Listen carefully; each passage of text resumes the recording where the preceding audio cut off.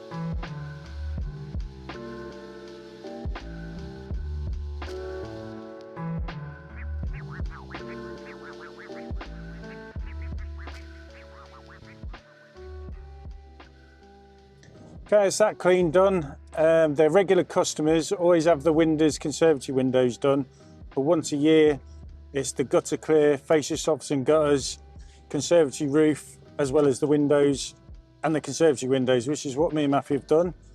That's us done there. I did use Synergy Pro Clean. It didn't really need it, to be honest, because it's a annual job that we do. But there's a couple of little areas where you're probably seeing it's hard to get the pole above extensions. So therefore it's hard to get in the nooks and crannies and where the clips are. So that's why I thought I'd use the Synergy Pro Clean for that. It foams up really well.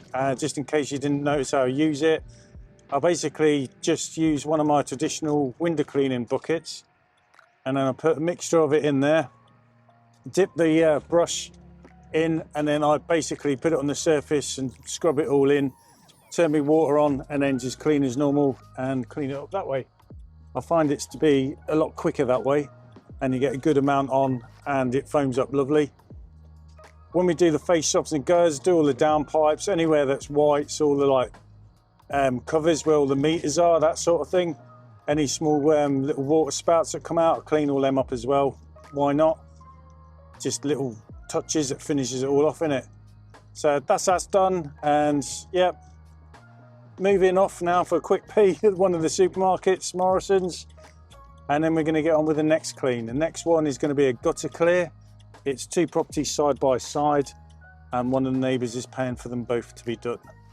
Shouldn't be too long. They're terraced houses, so shouldn't take us, well, now I've said it, it probably will, but I know one of them's got a lot grown out of it, so one house is going to be all right to do, and one's going to be a forest. Just depends up how easy the stuff comes out, but we'll find out.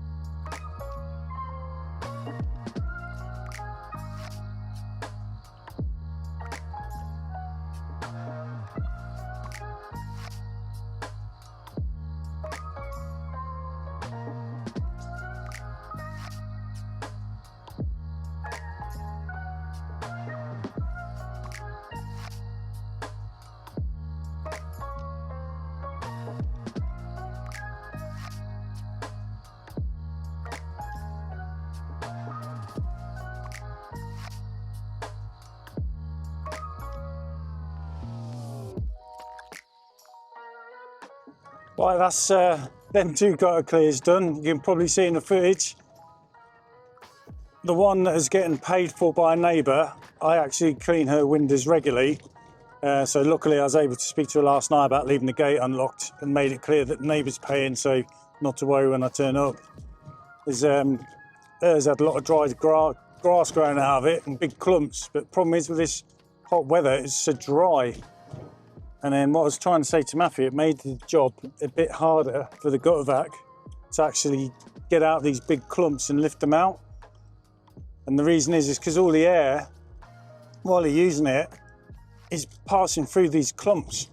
So it's not got like the best grip on it. So all it takes is that clump, because of its size, to get caught underneath a roof tile. It's enough to make it come off the gutter vac. So it makes that process a bit harder.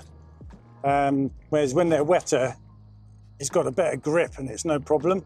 And it's easier to grab things and break them up into small chunks. So that made it a bit difficult, but we got it done anyway. And sorry, I forgot to mention what I really love about my gutter vac. It's as you can see, it's a Industrial 85. And I've got the generator with it as well. On that particular job we just done, I didn't use the extension cable because we're working quite a distance from the van. So we was able basically to have the generator close to the gutter vac at all times. So we just moved it around with this together. On the Skyvac Elite poles, they've got this little like release cuff at the bottom. So it makes it handy. So when you have grabbed something, and then I've got to just move it. So I've got a builder's or flexi bucket, whatever you want to call it. So it's long enough away, so my pole will just lower straight down into it, use the release cuff, and then the big bit that it's got hold of will drop off into it. Problem is with the way this stuff was, sometimes it was wedged in there so it wouldn't come out, so you have to keep walking backwards and forwards by hand, but it is what it is, job done. I absolutely love my gutter vac. It come in handy there because even on that building, round the back, I'm going over an extension, so it would have been really hard to try and do the back with ladders. So yeah, I love my gutter vac.